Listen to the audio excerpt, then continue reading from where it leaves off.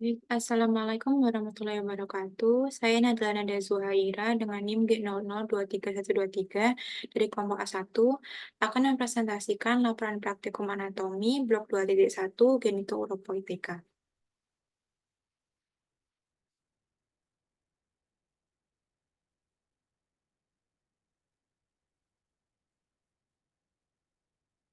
Yang pertama yaitu pada suatu hari Patrick pergi ke dokter karena merasa penisnya tidak bisa ereksi dan ejakulasi.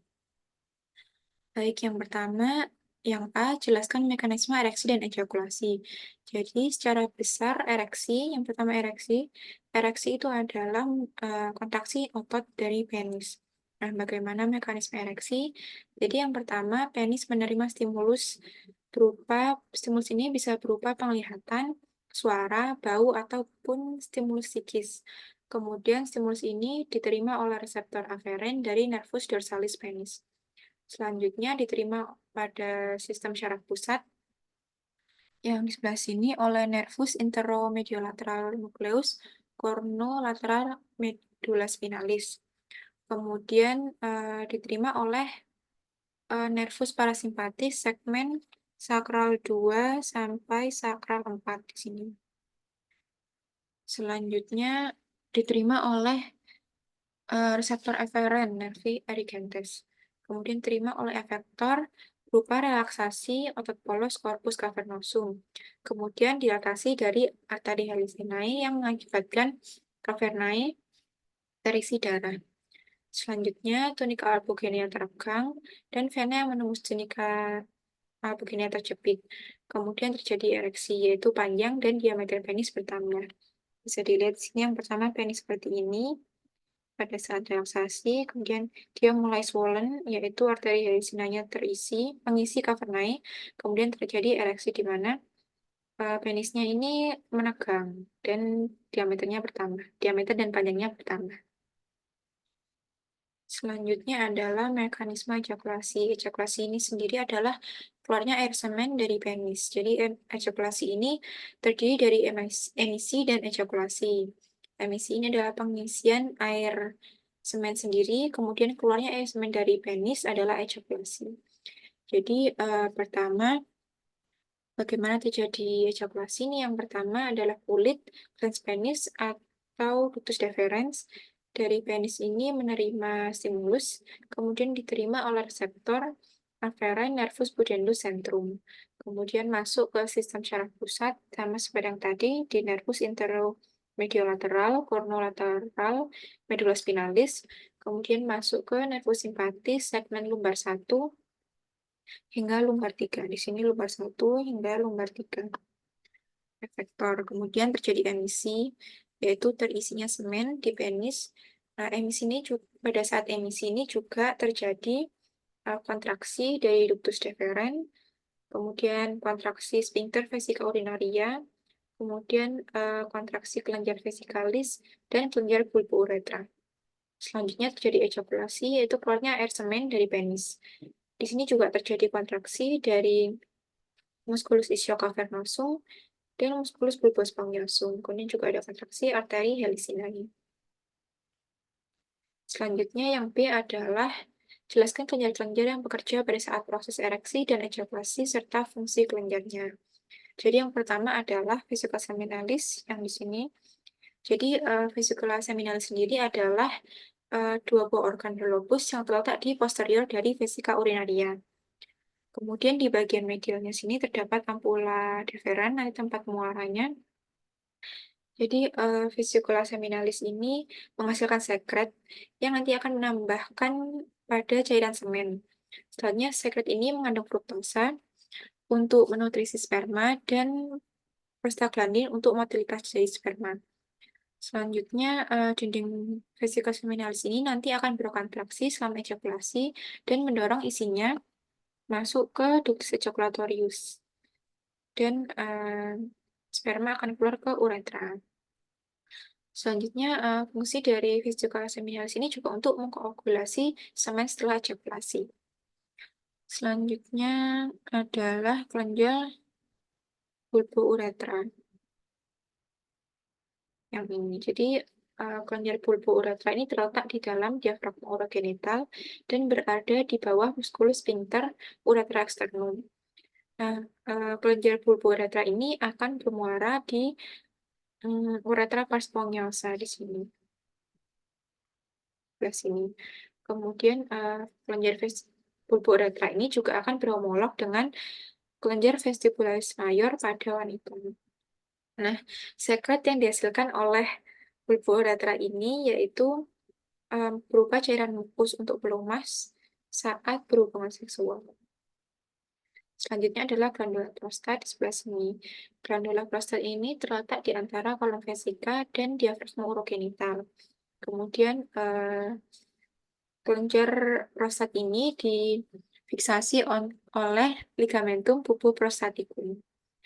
Kemudian kelenjar prostat ini akan bermuara pada uretra pars prostatica, sama seperti bulbo-uretra tadi. Selanjutnya, kelenjar prostatik ini memiliki 5 lobus dan 4 zona. Jadi lobusnya ini ada lobus anterior, kemudian lobus lateral, yaitu dextra dan sinistra, kemudian lobus posterior, dan lobus medial. Kemudian ada 4 zona, yaitu zona periferal, kemudian zona sentral, kemudian zona periuretral atau anterior, kemudian zona transisional. Nah, terdapat penyakit yaitu kanker prostat yang umumnya itu terjadi di zona periferal dari kelenjar prostat ini. Kemudian prostat ini berfungsi menghasilkan cairan tipis seperti susu yang mengandung asam sitrat dan fosfatasa asam yang akan ditambahkan saat ejakulasi. Selanjutnya, sekret prostat ini bersifat alkalis, di mana ini berfungsi untuk menetralisasi saat berhubungan seksual karena vagina sendiri ini bersifat asam. Baik, selanjutnya nomor 2. Nyonya Puff baru saja menikah dengan Tuan Crab. Mereka menginginkan anak dari hasil pernikahan mereka yang sedang mengusahakannya. Nah, jadi yang A di sini soalnya jelaskan mekanisme fertilisasi hingga implantasi embrio pada proses pembuahan. Jadi secara garis besar, fertilisasi sendiri adalah bertemunya sperma dan ovum. Nah, fertilisasi ini terjadi di ampula tuba fallopi di sebelah sini. Ampula di sini adalah bagian yang paling lebar di tuba fallopi. Kemudian nanti saat fertilisasi ini ovum menempel di lumen dari ampula tuba fallopi. Selanjutnya implantasi sendiri atau bisa disebut nidasi itu penempelan zigot yang ini menempelnya zigot di endometrium di uterus. Nah, pada saat fertilisasi, setelah sel sperma ini membuahi sel telur, terbentuk zigot yang kemudian dibawa dengan gerakan peristaltik dari tuba uterina menuju ke uterus. Nanti akan berkembang menjadi embrio. Nah, embrio ini akan mengalami pembelahan. Jadi, embrio ini akan secara bertahap menjadi beberapa sel. Meskipun setiap pembelahan menghasilkan lebih banyak sel, namun tidak meningkatkan total volume. Jadi, hanya selnya yang membelah, tapi ukuran dari zigotnya ini, dari embrionya ini tetap. Baik, selanjutnya, setelah 3 hari setelah pembuahan, konseptus ini menjadi 16. Jadi, terbentuk 16 sel.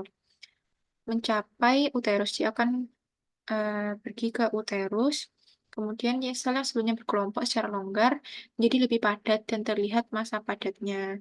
Nah, struktur ini disebut sebagai morula. Kemudian morula ini akan mengalami blastulasi. Jadi sampai di uterus, konseptus ini akan mengapung dengan bebas selama beberapa hari, kemudian pembelahan terus terjadi hingga terisi 100 sel. Kemudian sel ini akan memakan sekresi endometrium atau yang disebut susu rahim.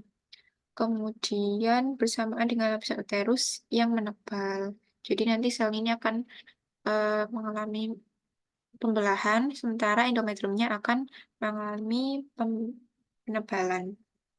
Selanjutnya, bola sel ini akan terikat erat dan mengeluarkan cairan yang membentuk rongga berisi cairan. Nah, rongga berisi cairan ini disebut blastosel. Pada tahap ini, konseptus disebut blastokista. Nah, blastokista ini terdiri dari lapisan sel luar yang disebut trofoblast. Trofoblast ini akan berkembang menjadi kantung korionik dan pars fetalis placenta, dan massa sel bagian dalam atau inner cell mass yang bersifat totipotent. Selanjutnya adalah implantasi. Jadi implantasi ini terjadi pada akhir minggu pertama. Blastokista bersentuhan dengan dinding uterus dan menempel di lapisan rahim melalui sel trofoblast. Nah, kemudian dimulai proses implantasi yang menandai akhir dari tahap perkembangan praembrio. Selanjutnya, implantasi ini bisa disertai dengan perdarahan ringan. Kemudian implantasi dari blastokista ini umumnya terjadi di fundus rahim atau di dinding posterior. Namun, jika endometrium belum berkembang sepenuhnya dan belum siap, blastokista akan terlepas dan menempel pada tempat yang lebih baik. Kurang lebih 50-70% blastokista gagal ditanamkan, dan apabila hal ini, maka blastokista akan terlepas dari endometrium selama menstruasi. Kemudian juga terdapat kasus klinis di mana blastokista ini tidak menempel pada uterus, di mana kemudian terjadi kehamilan. Nah, kehamilan ini disebut sebagai kehamilan ektopik.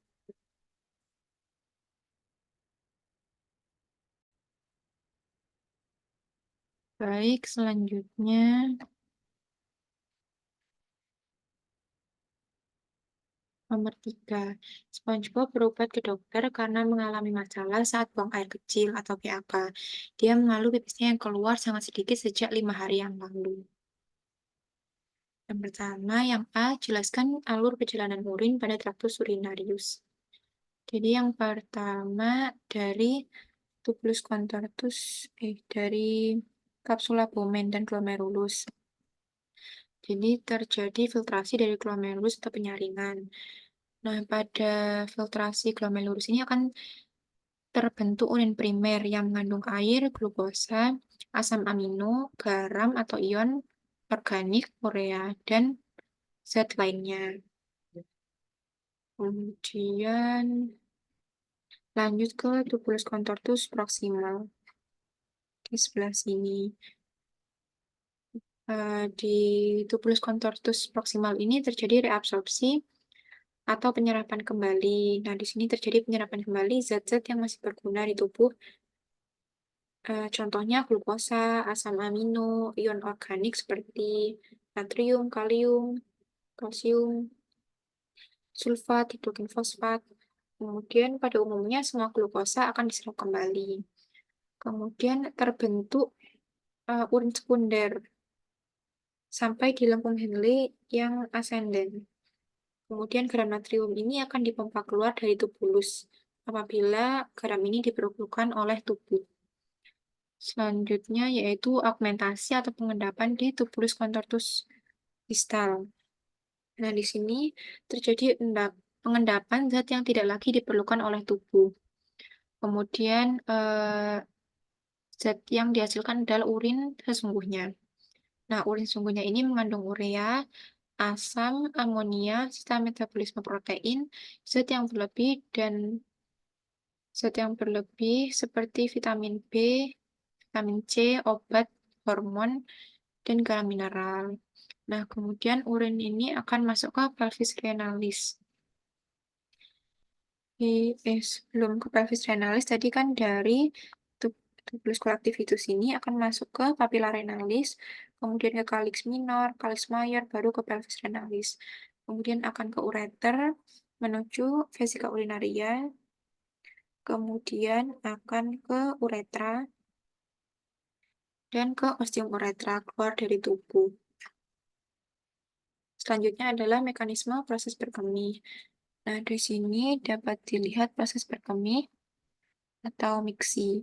Yang pertama terjadi pergangan dari reseptor, kemudian masuk ke mengirimkan stimulus ke sistem syaraf pusat. Kemudian diterima oleh nervus parasimpatis, kemudian terjadi kontraksi dari smooth muscle.